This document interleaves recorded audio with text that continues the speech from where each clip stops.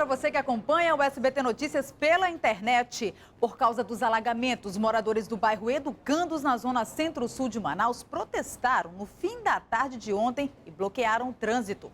Os moradores interditaram uma das faixas da principal avenida que dá acesso ao bairro durante cerca de 1 hora. Com cartazes, eles pedem a atenção dos órgãos de ajuda, já que com a cheia, parte das casas foram invadidas pela água do Rio Negro. Os manifestantes também querem madeira para a construção de marombas e a inscrição em programas de habitação. Nós queremos uma resposta, nós queremos que eles sentem com a gente, digam, olha, Educandos, vai acontecer isso, vai ser isso que vai ser feito. Ou vai esperar quantas vítimas, quantas pessoas serem vítimas dessa situação, desse caos social que a gente vive. Nós quebramos foi o guarda-roupa para fazer a maromba lá.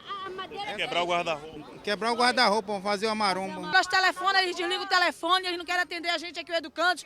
Eles sabem o que eles falaram? Procura casa de parente para vocês morarem. O trânsito ficou complicado no local.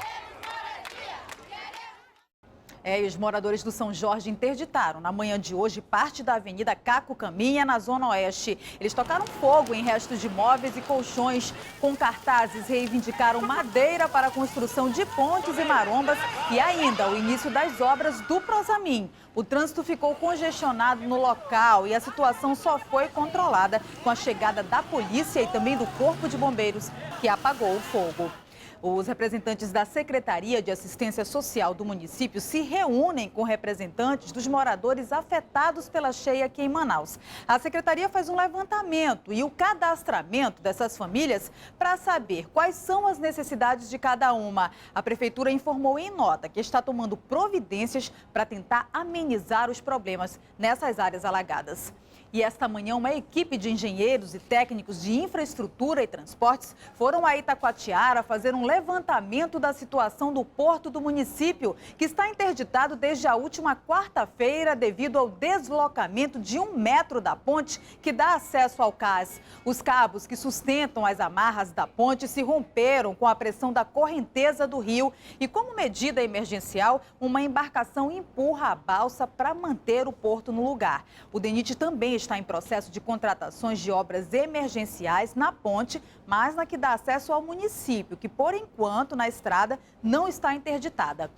E no segundo dia de visita às comunidades alagadas aqui em Manaus, o governador Omar Aziz disse que 8 milhões de reais já foram enviados pelo governo federal para ajuda humanitária às famílias afetadas pela enchente. Dessa vez, a visita foi aos moradores do bairro da Glória, na Zona Oeste. As comunidades atingidas pela cheia na capital e no interior devem ser atendidas por meio de recursos do governo federal no valor de 8 milhões de reais. Nos próximos 5 dias, mais de 10 mil famílias devem receber madeira para a construção de pontes e marombas. Omar Aziz pretende ainda realizar um mutirão para a entrega dos cartões enchente no valor de R$ 400 reais. As obras do Prosamin já foram licitadas e a previsão de início é até o fim do ano. E o nível dos rios continua subindo. A Marinha começa hoje uma operação para levar ajuda às vítimas da cheia e faz um alerta a comandantes de embarcações para navegarem com atenção. O jovem se prepara. Ele escala um prédio em construção. Parece ignorar o perigo. Quando atinge a altura de quase 10 metros, ganha confiança e se joga.